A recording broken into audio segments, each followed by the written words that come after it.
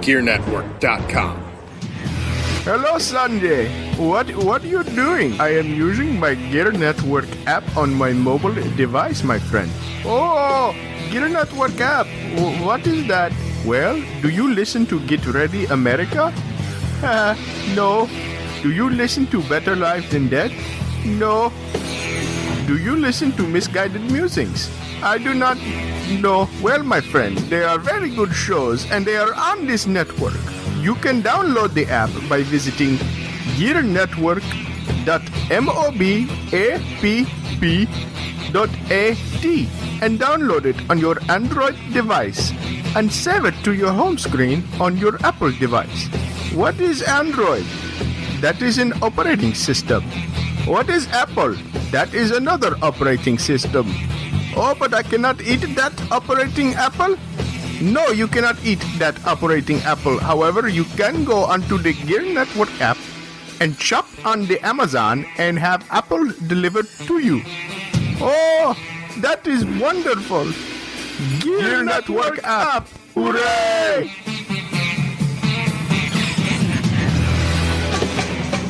This is a Gear Network production.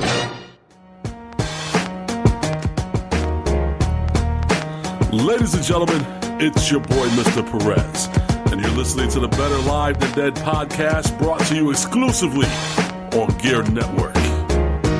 Listen in. How's it going, everybody? Welcome back. Welcome back for us. Welcome back for you to the Better Live Than Dead podcast. This is episode number 84. I am Ryan Wolf, at Wolf BLTD on Twitter, joined on the line, Mr. Perez, at MRLG Perez. Say hi to the people listening to the podcast. What's up, peoples? Episode, what'd you say, 84? 84. 84. I like it. Episode straight cash, homie. No doubt. Randy Moss. How you doing tonight, Ryan? I'm fantastic. How you doing?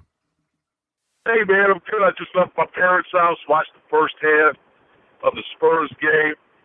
My dad got me a Mexican sundae from Abbott's. I wish I could have ice cream. Sometimes. I love ice cream. Well, that's technically custard, though. Can you have custard? I think so. Yeah, Abbott's is technically frozen custard.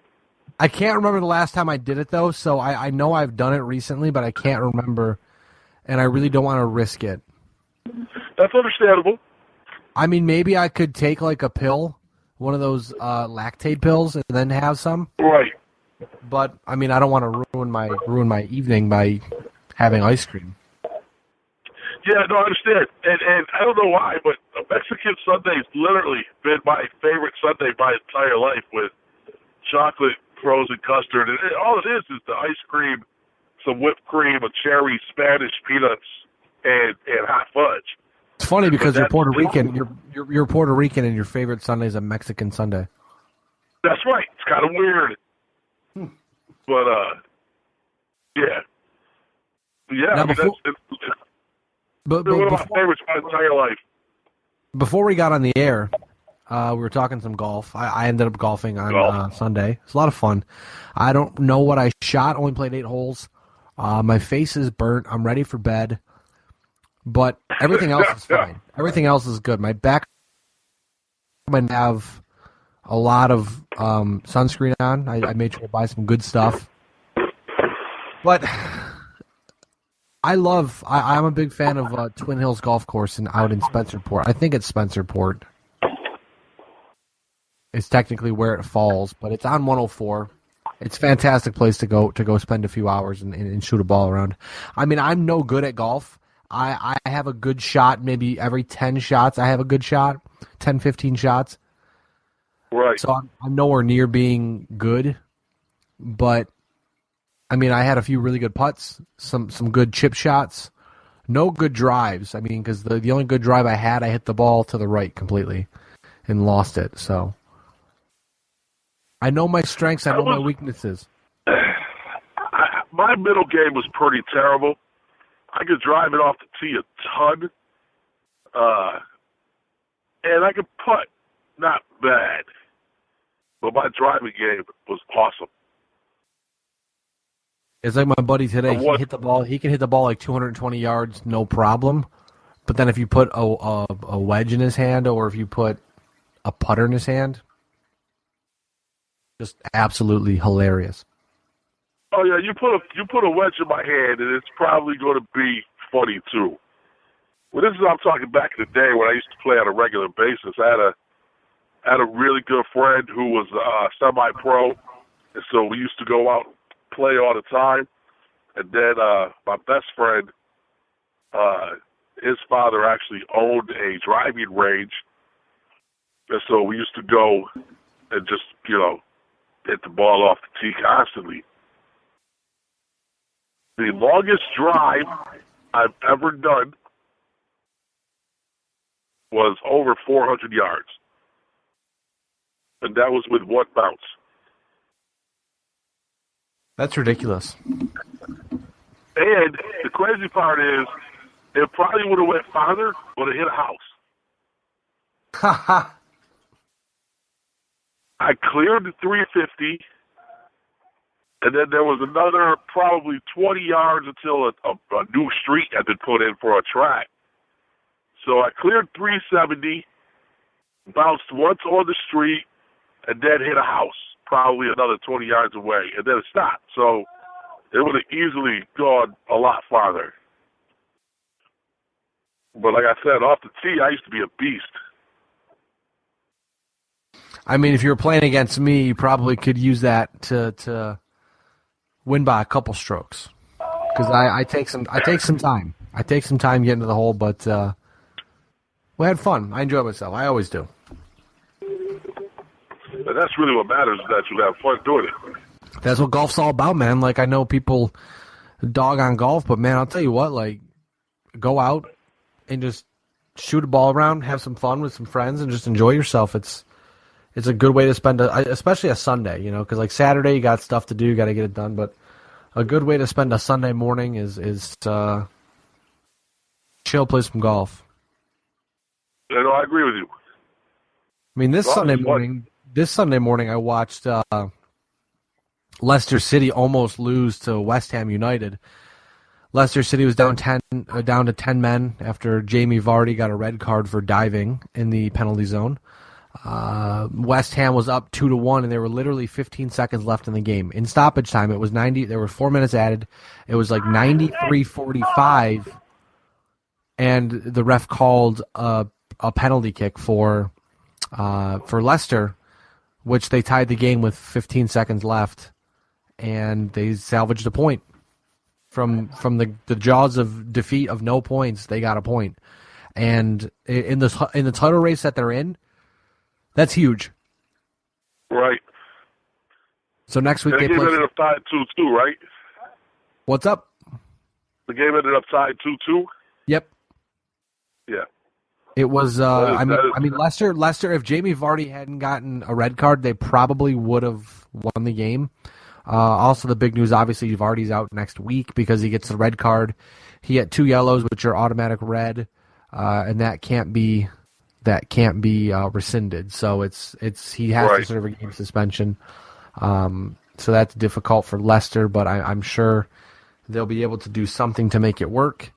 Tottenham, second place, 8 points back. They play, and if they win, I mean, they're 5 points back with 4 games left. So it's tight. Not a lot of room for error, but I mean, we'll see. Leicester City is pretty. Looking at what the quote unquote professionals are saying, they honestly think that they're going to win. Yeah, I was hearing today that the odds were 5,000 to 1. The odds were 5,000 to 1 for Leicester City to win the Premier League, and those are the same odds that Bigfoot will be spotted by a human.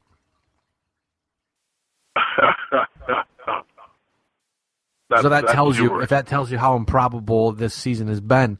I mean, it's been a lot of fun to watch. It's been very stressful to watch because I am a growing soccer fan, so this has certainly helped my fandom flourish a little. But it's a lot of fun. It's been a lot of fun. That's what matters. Yeah, it's again like golf. Soccer's been fun. It's the first time I've felt feelings about sports in a while. Was today when I was freaking out about that goal. Usually sports don't do that to me. Sports, I'm indifferent about it. If good or bad, I'm just whatever. But today I was pretty jacked up about it. Right. Speaking man. Of, you really got into the whole soccer thing, so I understand. Go hard or go home, man. Give it 100% or give it no percent.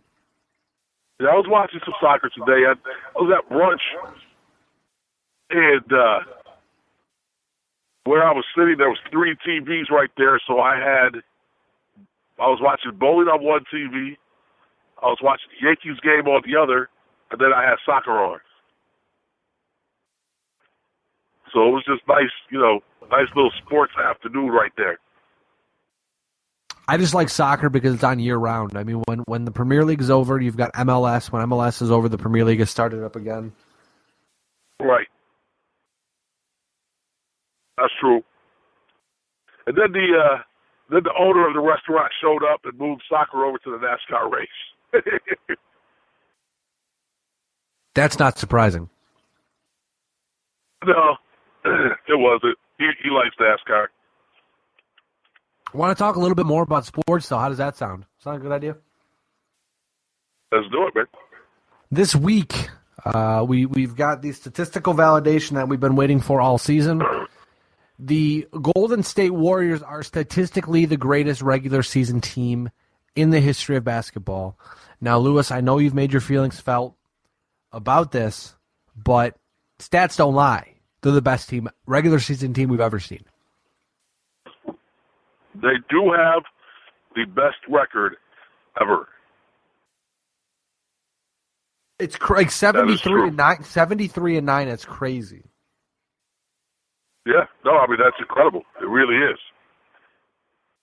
I mean, no one thought the 72-10 by the Bulls would be beat, and now the Golden State Warriors have done it. So chances are this record will probably stand for a long time. I mean, you're not going to see a team like these guys in who knows how long. I mean, the Spurs, they were incredible this year.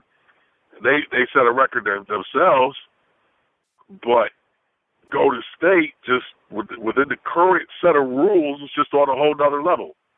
It's one of those situations where they've kind of caught lightning in a bottle. They've got enough young talent that they can keep under contract, and a mixture with a bunch of enough old talent that wants to win, that knows this is the place to go, that will be willing to take pay cuts. Because, I mean, if you look at the team, Draymond Green, he could be a star on his own team. Klay Thompson could be a star on his own team. Steph Curry, obviously a star on his own team. And you have all 3 of those guys together on top of the rest of the team that they have. I mean, that's what good drafting and good building and good development can do for a team. You can build a powerhouse like they have, but it's just nuts to see it all come together the way it has. Yeah, man. I mean, the past 2 seasons has just been incredible for them. It'll be interesting to see if they can maintain it going forward into the next, couple seasons. Because if they can, they're going to set all types of records. The best part about the record is that the only constant between the Bulls and the Warriors is Steve Kerr. He was a player on the Bulls when they set the record, and now obviously he's the head coach of the Warriors now. That's great. Yeah, it's pretty cool to be one person and be part of history in that way. Because her name is now affiliated with both teams that set records. Well, it's great because the one thing he said when the record was broken, he goes, I'm going to say the same thing I said when we set it back with the Bulls. I don't think this record is going to ever be broken. Right.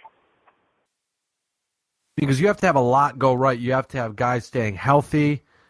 I mean, because we've even seen the best basketball players at times be ineffective for 2, 3, 4 games at a time. And this just doesn't happen to this Warriors team. They're just too good. Yeah, no, these guys are incredible. These guys are really good. Then we look over to the NBA playoffs where their series started on the 16th of April, and they blew out the Rockets. They blew the doors off the place, 104-78, and that was game one. So they're starting strong, looking like they're ready to make a run towards another Larry O'Brien trophy.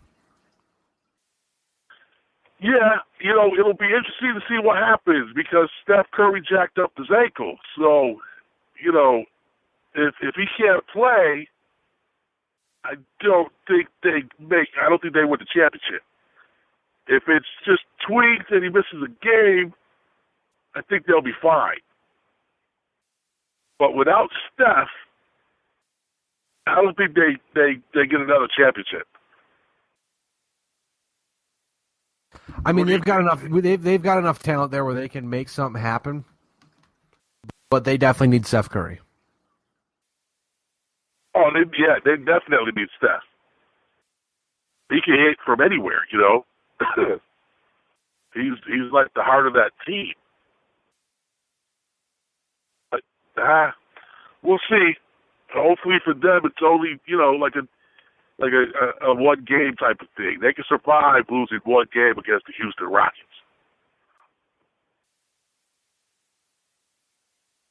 Now moving on, I want to look at a couple other things here. First off, let's go back to golf real quick.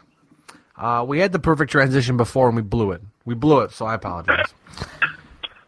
We haven't talked about the Masters, about Jordan Spieth in specific. Now, he had a fantastic Thursday, a mediocre Friday, a mediocre Saturday, and a mediocre Sunday. So if it wasn't for that Thursday performance, he probably wouldn't have even been in the conversation. But heading on to the back nine at the Masters for the second straight year, Jordan Spieth was looking to be to claim a green jacket, and he quadruple bogeys a hole and falls completely off of the map. Now, what were your thoughts on this? Before I ask any questions, what were your thoughts when you watched this happen? Because I know you probably were either watching it or close by when it did happen. Oh, I was watching it. My wife was, I think, in the kitchen preparing a meal when I, was like, you got to be kidding me. And then he chunked the ball, put it in the water again, and I was like, oh, you got to be kidding me. You know what? But he's a young guy. If he doesn't let it get in his head, he should be okay. It reminded me a lot of Greg Norman. Greg Norman had one of the most epic Masters meltdowns ever. He was in the lead, lost it kind of like that. But here's what I'll say about Jordan Spieth. I thought he was done. He went from +7 he went from -7 to -1. And he only ended up losing by like 2 strokes. He actually hit like 3 birdies in a row, 4 birdies in a row. So I thought he was going to tie it up. And he missed the birdie putt. He had the par, and that was the end. The other guy was the green jacket. But I think he recovered nicely from that. But it was a collapse of epic proportions when it happened. I mean, you got to feel for the kid because he was again, he didn't play fantastic at all that tournament. I mean, Thursday, amazing. He had a fantastic first round, but besides that, he was shooting in the 70s. And it's one of those things where you feel for him, but then again, it's kind of, it's the sport. That's how right. Golf can be unpredictable because instead of deciding to lay up, he decided to make the same shot twice. And like you said, Lewis, he put it in the drink again, which just ruined it. No, he laid up. He laid up on the second shot. Well, I'm saying that he could have. There are so many different ways he could have played that, and it just didn't work out the way he wanted it to. Now, I saw something on the internet, because the internet is never fails. There was a conspiracy theory that aliens actually caused him to mess his shot up. If you get a moment, listeners in podcast world, also you, Lewis, get a minute, go look up Jordan Spieth Masters aliens, and there is a conspiracy theory that aliens caused Jordan Spieth to put 2 shots in the water and lose the Masters. Why do aliens care? There was a gigantic orb that was visible on the actual TV shot when Spieth hit the ball, which is why they think that there may have been some alien interference. I was watching. I didn't see an orb. Wait till you watch the video. Other than the large chunk of turf he took out with his wedge, that was the only orb I saw. Yeah, he look at. I take out chunks of dirt when I golf, and I don't even take out that big of a chunk of dirt when I golf. Dude, it was horrible. Well, it was bad. That one shot, he hit the ground, and then it's almost like the grass shot up and hit the ball for him. Yeah, that's really kind of what happened. I kind of felt like, I'm not going to lie, watching him play on Sunday, I kind of felt like something like that was in the works, because you could tell he was super nervous. Like, he kept backing up from putts, taking his time. He kept, conversing with his caddy, but it wasn't normal. And then he would take forever to make a decision. And whenever you're taking that much time, you're letting the course get in your head. I kind of felt like that was just on its way, like that was going to happen. I want to see, I know it's a ways away, we got about another year, a little under a year, but I want to see Spieth at the Masters next year and see how he responds. I mean, you get him in the next major tournament and he could go out and win it and we'll know we'll be fine, but I want to see if Augusta has gotten in his head or if he's had a bad day. It'll be interesting to see, because I know the weather was a little different this year than it normally is, but yeah, it'll be interesting to see if he can recover from that at Augusta. Now, go ahead. No, I was just going to say, I think, I mean, like I said, it's not something where he was playing a tournament of a lifetime. He wasn't playing that good. So, I mean, no, he wasn't. Maybe, I don't know. I mean, the guy who won the Masters was playing a round of a lifetime. And sometimes that's all it takes. He played pretty good. Sometimes that's all it takes. I mean, he got a lot of assistance when Jordan Spieth melted down like that, but he was playing good.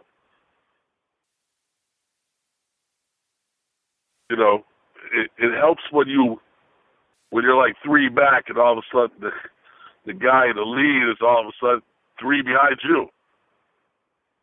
Yeah, it's always nice when you find out real fast, oh, hey, you're the leader because that guy just shot a 7 on a 3 or a 4. You shot a 7 on a 3, sorry. Quadruple is 3. Yeah, that would make sense.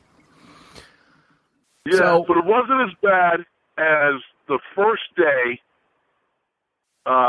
Ernie Els? Dude, Ernie Els, bro. 7 putted from a 1.5 feet out.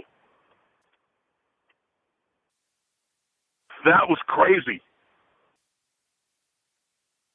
I don't know how. I mean, I can figure it out, but I don't know how you screw that up that bad. Especially when you're on that level of competition, and it's Ernie Els. I mean, he's a great golfer, and you were literally within 3 feet, and you 7 putted. I did that. I did do that today. I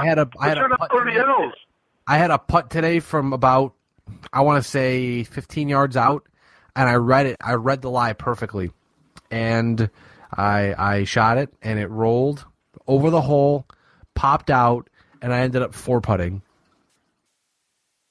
That's even rougher when it pops out. On the last day, though, one of the fun things that they had going on, there was 3 dudes that hit a hole-in-one on one hole. That was amazing. Yeah, that was a lot of fun to watch, especially the one Louis Oosthuizen where he hit the ball and it bounced off another guy's ball and went in. Now, because go ahead. That's just absolutely fantastic. No, it really was. Now, here's the kicker about that. You know, I thought the other ball was going to go in the hole also. Me too. The rule specifies that if the ball knocks your ball in the hole, you have to take your ball out and place it where it was previously. Ha ha ha. That's horrible. Yeah, I would have felt bad for that guy. But it set him up with a really easy putt. You know, he was only like 5 inches off the cup by the time the ball stopped. Just got to make golf great again, that's all. Yeah, well, you know, I like the current. I enjoy watching golf. I do too. I enjoy playing golf as well. Especially today, I was dressed up all black. You know, I look like a hitman. It was pretty cool. That was nice.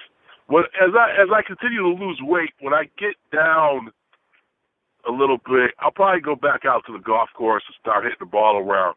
I miss playing golf. I used to really like it.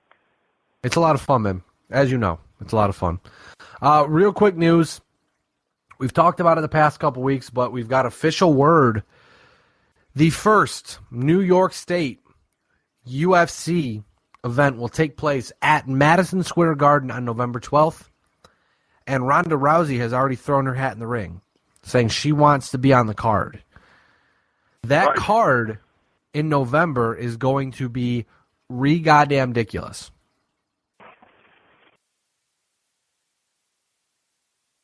Do they have a partial card yet? Not yet. They're still working on it. But with it being Madison Square Garden, you got to figure the main card will probably be 5 main events. Oh, yeah, easily.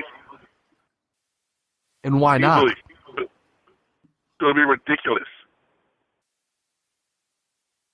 It's going to be ridiculous. You won't have 5 title defenses, but 5 main event fights will likely happen.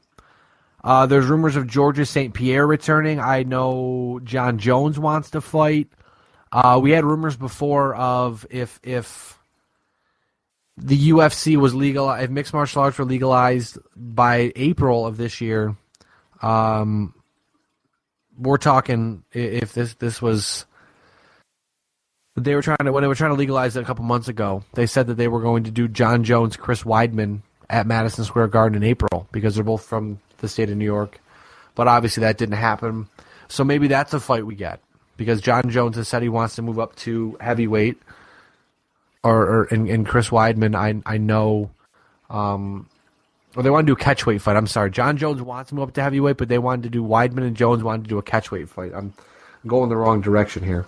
But that would be fantastic. So something like that. I want a phenomenal card. And that's the cool thing now, too, is that whenever they fight at Madison Square Garden, because of the nostalgia of it being, the weight of it being Madison Square Garden, they're going to want to do something fantastic. So you know what? As UFC fans, we win.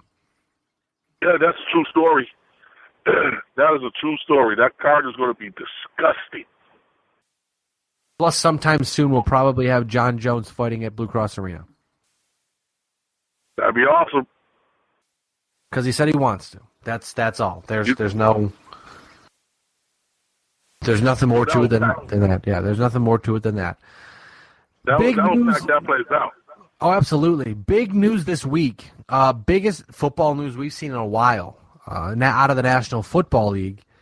The Tennessee Titans collect a fool's ransom from the Los Angeles Rams in exchange for the first overall pick. Now, Lewis, if you were the GM of the Los Angeles Rams, who are you taking at 1? Oh, man. I don't know. Tell you what, give me a week and I'll give you an answer. That's fair. I already have an answer because I'm prepared.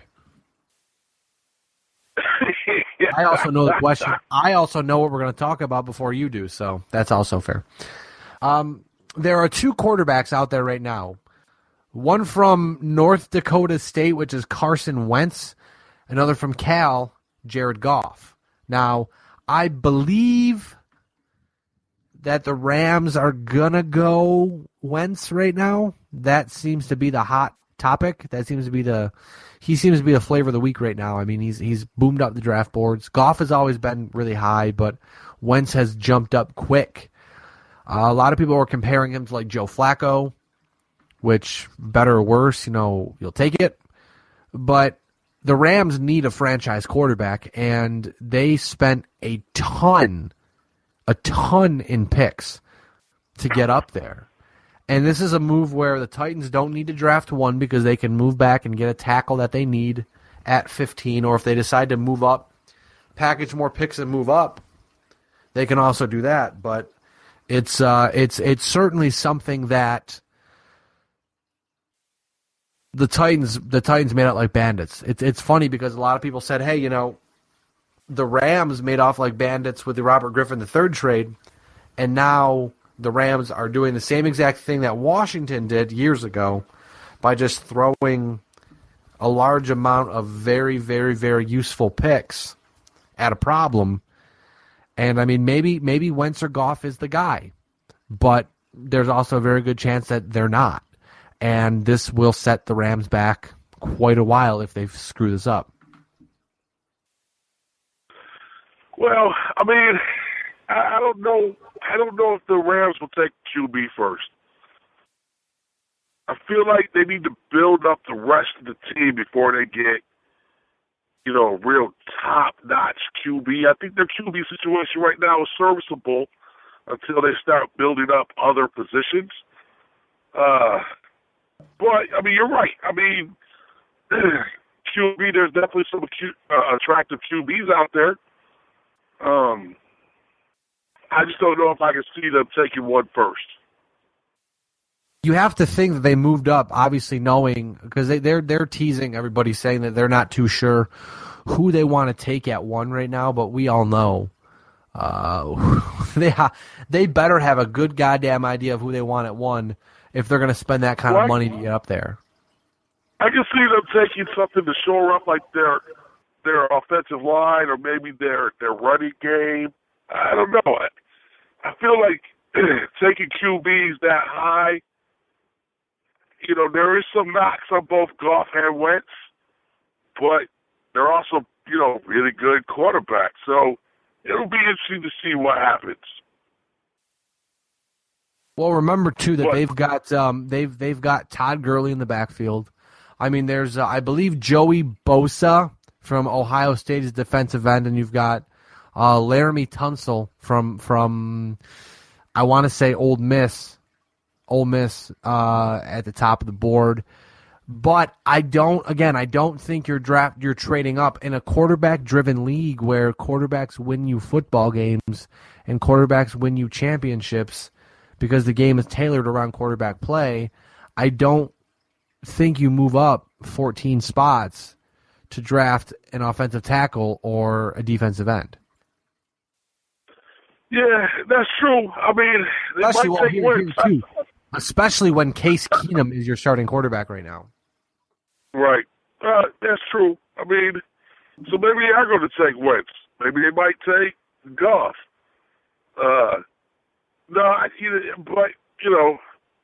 Joey Bosa, I don't think he's going to go number 1 or 2. I think I can see him going to either the Chargers or the Cowboys at 3 or 4. Well, there's a lot of talk that if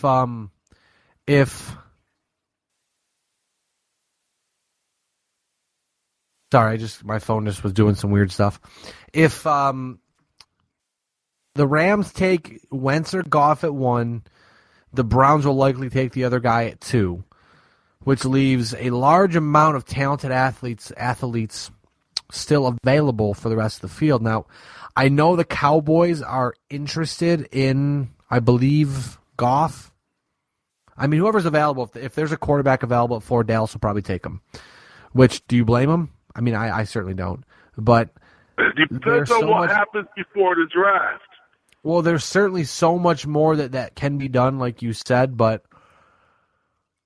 at some point in time, and again, we've got a few weeks till the draft, but at some point in time, you have to just bite the bullet and maybe say, look, we need a wide receiver, but we're at 5 and we can improve our offensive line, or we're at 5 and we can get an elite pass rusher, or we're at 5 we can get a quarterback of the future. Like, that might be worth it.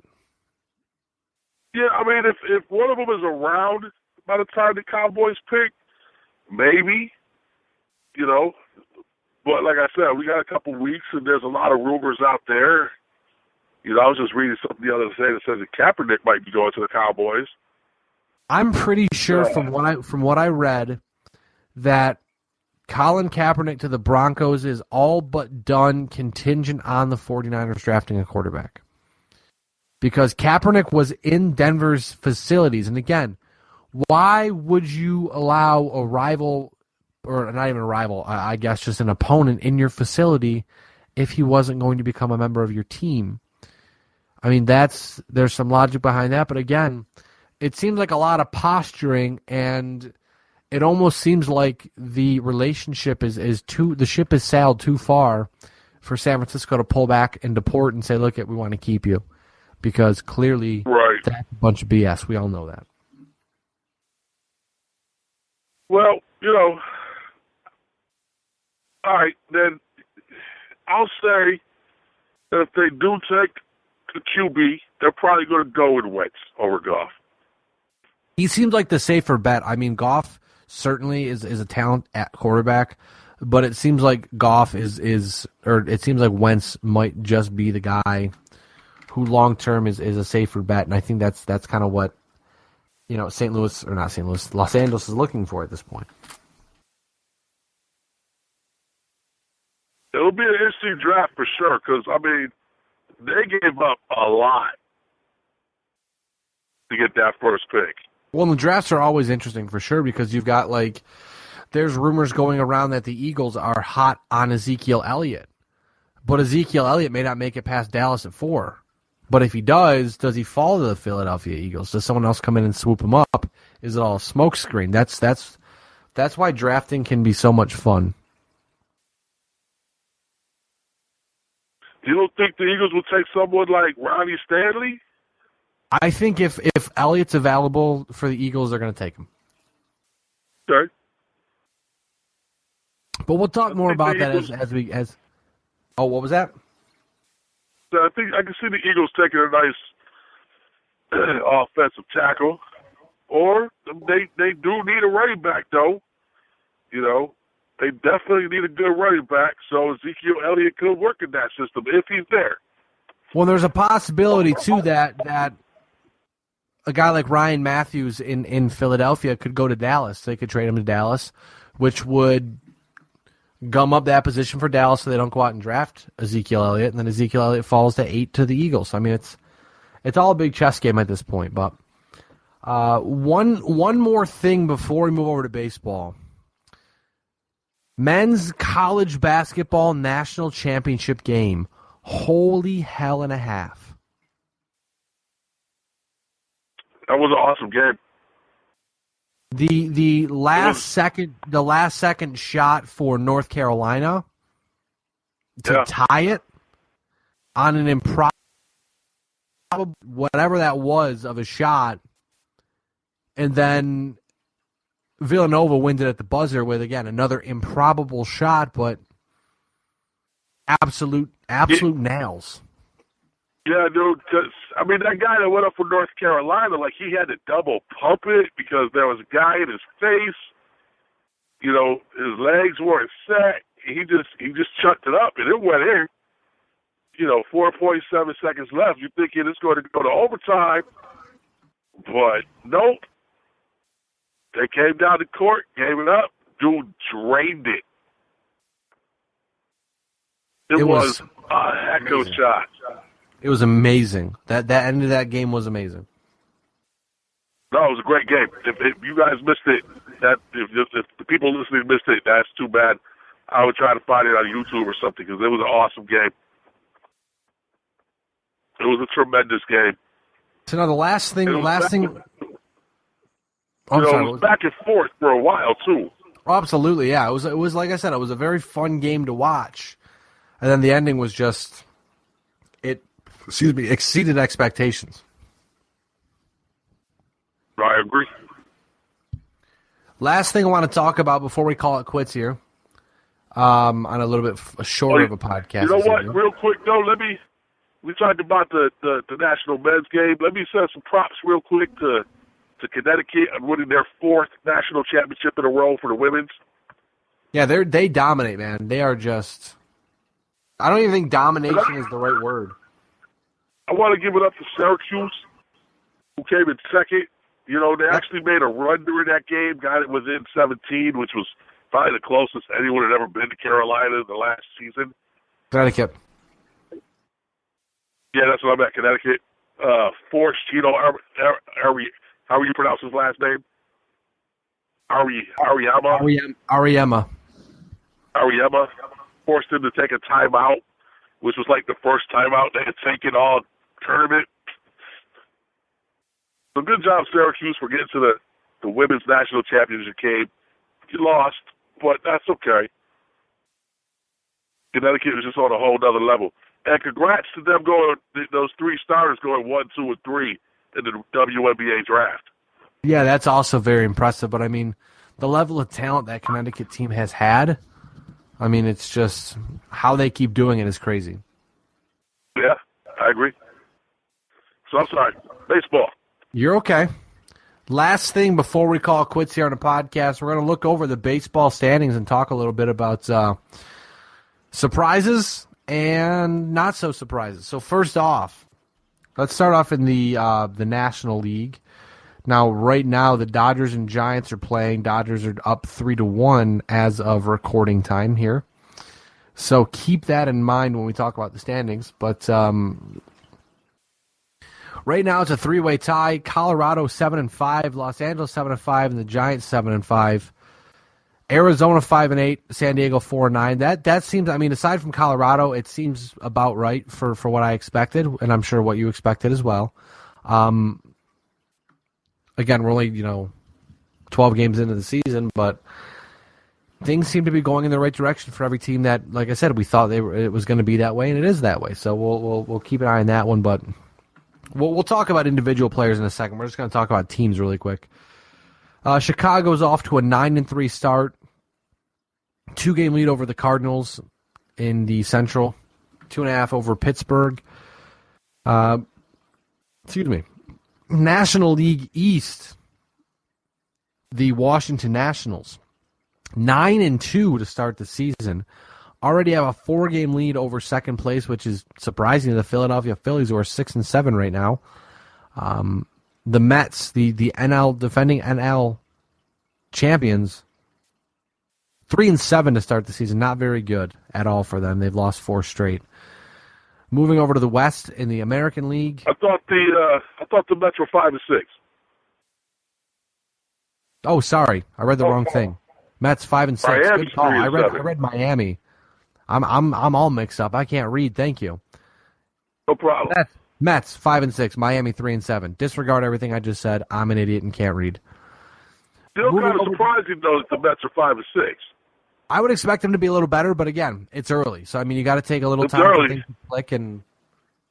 I mean, it's early. Colorado baseball right now is you can just say, hey, guess what? It's early. Right, because but at this point, like you said, in the West, you got Colorado, Dodgers, and the Giants all in a 3-way tie at 7-5.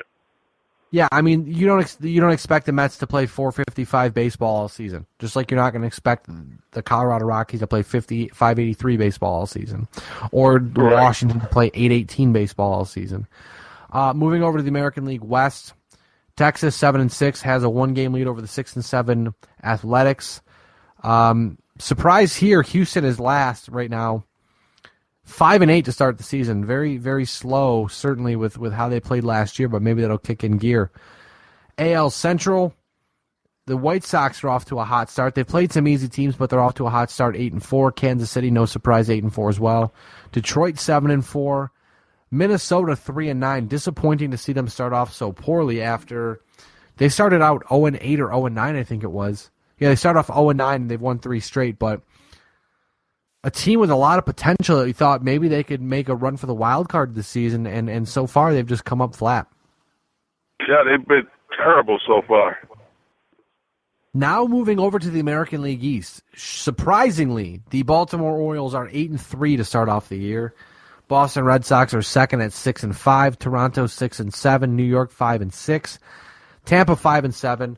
For the most part, it was expected this division would be very, very, very tight all year. So to see it start off so tight, not surprising at all. Did Baltimore start like 6-0, 7-0? 6-0 or 7-0, yeah. That's impressive. I think I could be wrong, but I think they're currently undefeated at home. They could be. Which is, pretty cool. I wasn't expecting Baltimore to start this hot. No, not at all. In 11 games... What was I expecting? Go ahead, I'm sorry. Well, I was just going to move over to singular stats right now, so we can talk about that. Okay. What were you not expecting? I wasn't expecting the White Sox to be 8-4.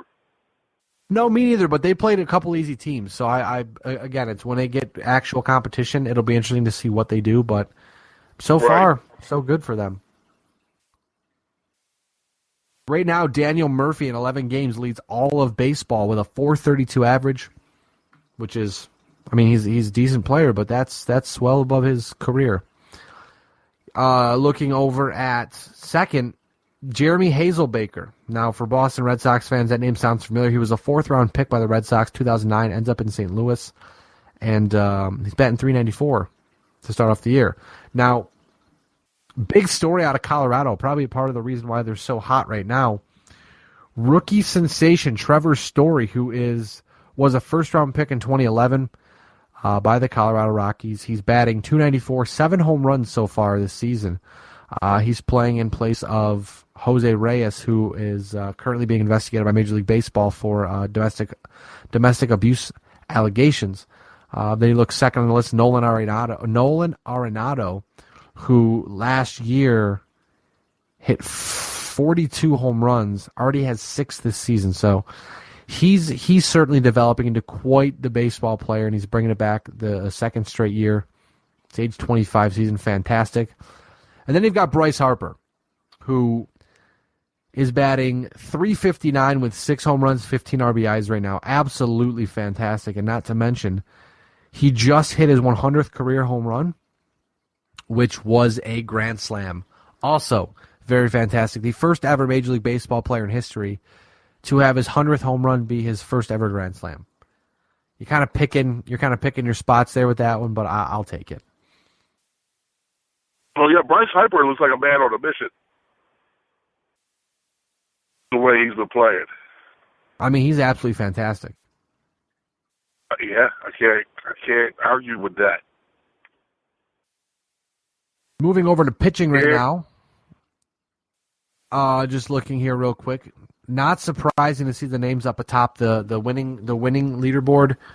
Jake Arrieta, 3 wins. Johnny Cueto, 3 wins. Chris Sale, 3 victories. Not too surprising there. Jonathan Papelbon, Wade Davis, and David Robertson all have 5 saves to start off the year. Robertson comes with the territory, ex-New York Yankee pitcher. Kind of comes with the territory. Papelbon starting off hot, which is not too surprising. He's got a 4.76 ERA and 5 2/3 innings, I should say. But he's headed for, it looks like another good season. Yeah, no, it definitely does. The one guy I want to talk about real fast, I'm not sure if you've caught any Red Sox games, but Craig Kimbrell. Right now he's got a 4.5 ERA. He's 0-1. He gave up a 3-run shot to Chris Davis a couple days ago. But he has, I believe 4 saves right now and 12 strikeouts in 6 innings. And I was buying the hype before he came to Boston, but watching him throw 99-mile-an-hour fastball with ease and then dump it down to an 88 or 89-mile-an-hour slider or a changeup or whatever it may be to change the level and just throw hitters off, it's baffling to me to watch. Yeah, I saw him the other day. He put one in there like 98, and then he dropped it down to like 84, and that was just, what can you do? You can't hit that. You don't know what's coming. Exactly. Because it looks, coming out of the hand, it looks like a fastball, and then it just dies. Right. Yeah, and I mean, people are just whistling on those balls. So, yeah, I mean, he's looking real nice. But nothing too crazy so far in the baseball season. As crazier things happen, we'll be able to talk more about it. But I mean, for me, nothing has really stood out. Everything's been kind of as predicted, as scheduled. Yeah, but like you said, we're like 15 games into a 180 some odd game season, so plenty of times for people to make their moves. Plenty of times for teams to screw up and make boneheaded moves that we can subsequently make fun of. Absolutely. That'll happen.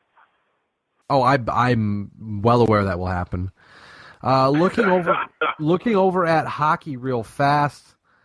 Right now, Florida and the Islanders 3-3 late in the third. Series is tied there 1-1 this afternoon. The Blues beat the Blackhawks 3-2. St. Louis leads that series, 2-1. Detroit blanks the Lightning 2-0. Lightning lead that series 2-1. On Monday, we get the Capitals looking to take a 3-0 lead against the Philadelphia Flyers. We see the Dallas Stars looking to take a 2-0 lead on the Minnesota Wild, or a 3-0 lead on the Minnesota Wild. And the San Jose Sharks look to enter the Twilight Zone again. And they look to take a 3-0 lead on the Los Angeles Kings, which some people may remember. That series was 3-0. And then a couple years ago, then the Sharks lost 4 straight games. Pittsburgh and the Rangers are tied 1-1. That series is tied 1-1. And at 10:30, right now, really, Nashville, Anaheim face off. The Predators lead that series 1-0. So, again, same with hockey goes with baseball right now. Nothing too crazy. Everything seems to be kind of playing out as we expected. The Florida and New York Islanders series is been a little high scoring because I don't know if it's bad defensive play or good offensive play. I'm going to kind of lean towards bad defense, but it's been the playoffs have been the playoffs, and that's I am biased when I say this, I think, but I am very confident when I say that the National Hockey League playoffs are the best playoff series in all of sports. They can be very exciting. I don't, you're very biased towards hockey, which is understandable. They are fun playoff series. I don't know. I don't know if they're maybe. I mean, the rivalry, the hatred, the blood boiling over the just being able to play the same team at least 4 times in a short period of time. Did I see something today where the Flyers goalie let a goal eke in from like 100 feet out? 101 feet out, yeah. Dude, what were you paying attention to? Just took his eye off of the just concentration was broke, that's all. That's terrible. Very embarrassing. I saw the look on the coach's face. I was like, oh, he's not happy. Which is understandable. I wouldn't be happy either. It's understandable because I probably would do the same thing. I'd probably let in the same stupid-ass goal. I'm just being straight up with you. Yeah, but you're not a professional goalkeeper. Goaltender. No, I'm not. Yeah, you're right. But I would still do it. Don't get me wrong. I probably would too. Now we got to try it. We got to try this now. We got to see if someone can take shots at us from 100 feet out and see if we can stop them. I think we should try. A BLTD TV exclusive. Right. Lewis and Ryan try to play goal. Yeah, because just getting me on ice skates is going to be hilarious. I've skated, never with gear on, so I'm sure it's probably a lot more fun. Dude, I haven't skated like in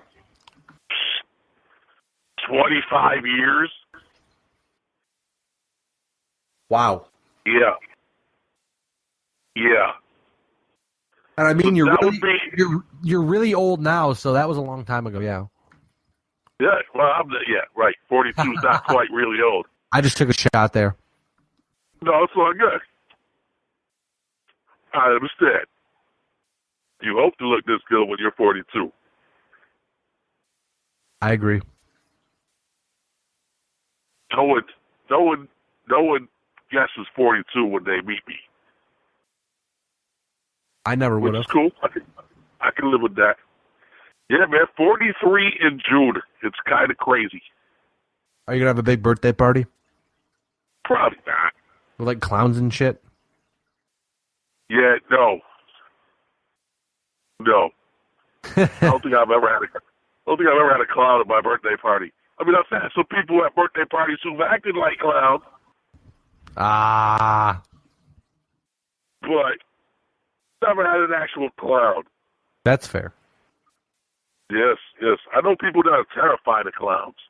Yeah, I'm not a big fan of them. Yeah, I don't, they don't bother me. It is what it is. Grown person wants to throw some really weird makeup on their face and make animal balloons. More power to you. And hang out with kids all the time like you fucking weirdo.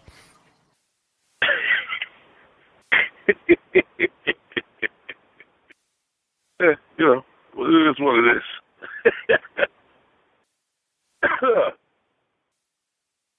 Oh, well. Yeah, I think that's been the podcast. I mean, I don't have much else to talk about. Sports were kind of past couple weeks. Let me ask you a question. Did you watch any of the last night of NBA? I watched the Warriors game.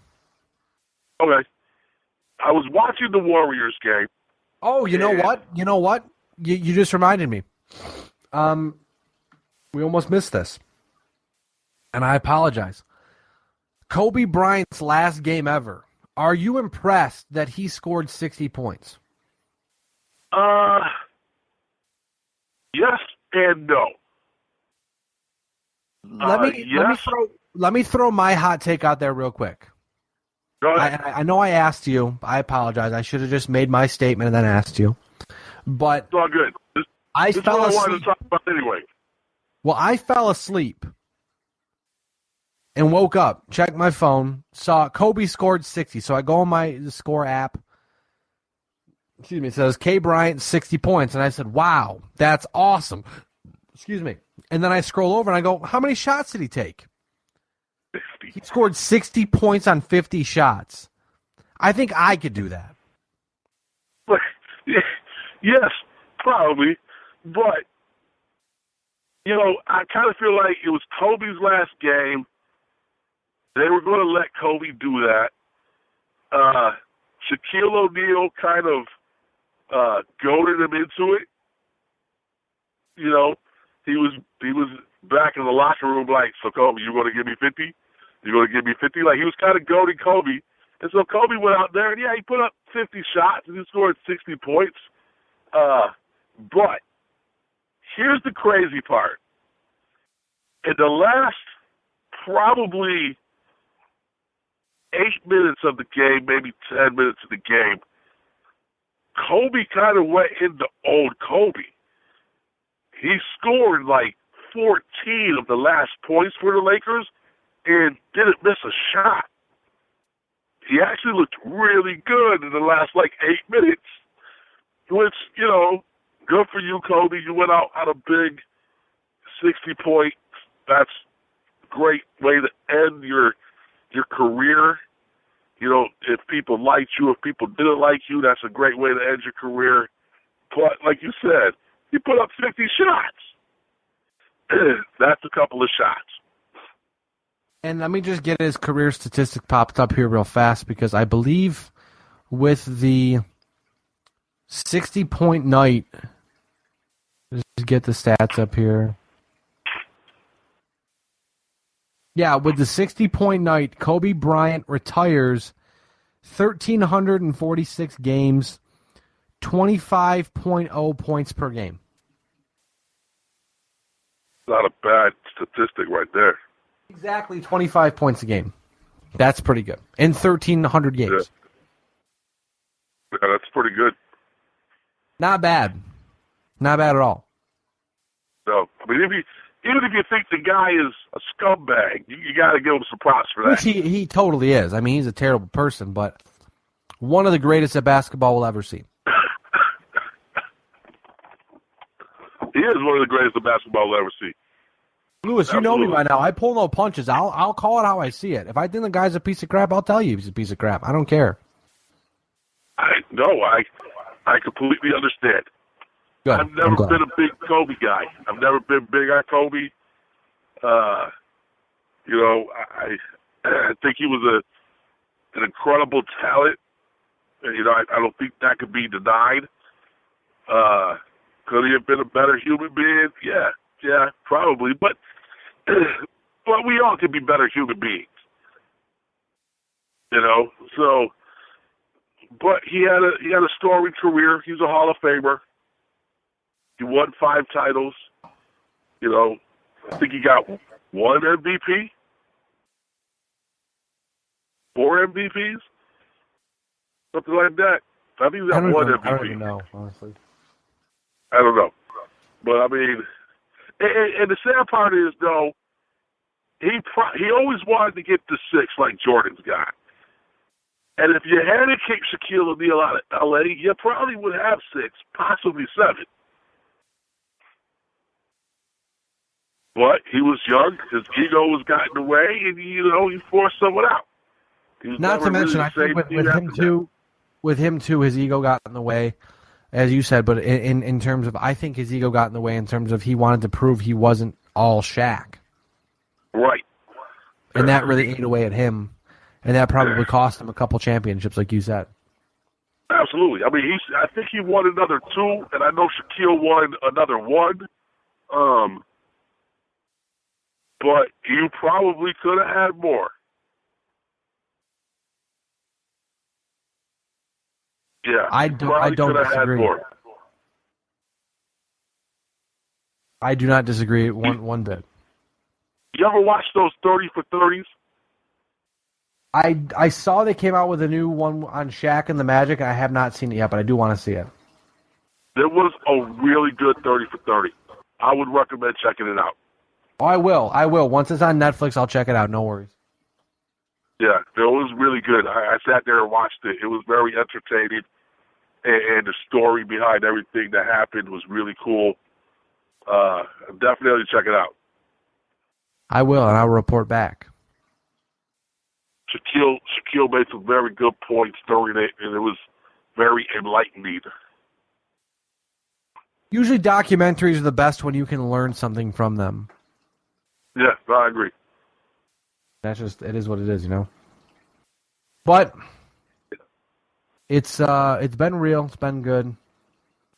I've enjoyed the podcast. I know it's been first time couple weeks, but yeah, good to get one out there. I didn't get one out there, and maybe sometime here soon we can meet back up and we can podcast in person again, even if without a camera, with just a microphone, whatever. So we will we'll get on that for sure. But yeah, I'm down. This has been BLTD 84. I am Ryan Wolf at WolfBLTD on Twitter. Check out BLTDsports.com at BLTD Sports on Twitter, Facebook.com/BLTD Podcast. On the line, as usual, Mr. Perez at MRLG Perez. And last but not least, I want to tell you all, we are better live than dead. You're not. We'll catch you same time, same place next week, my friends. Thanks for tuning in. Have a good one. Peace.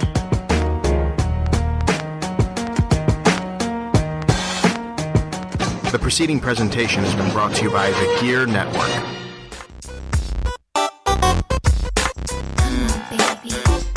Ooh, yeah, it's the Macho Man here. Yeah, talking to you, from, beyond the realm of spectrum. Yeah, all the other greats are, Dusty Rhodes is over there, Roddy Piper right over there. I got Balls and Axel right over there, and we're around the radio.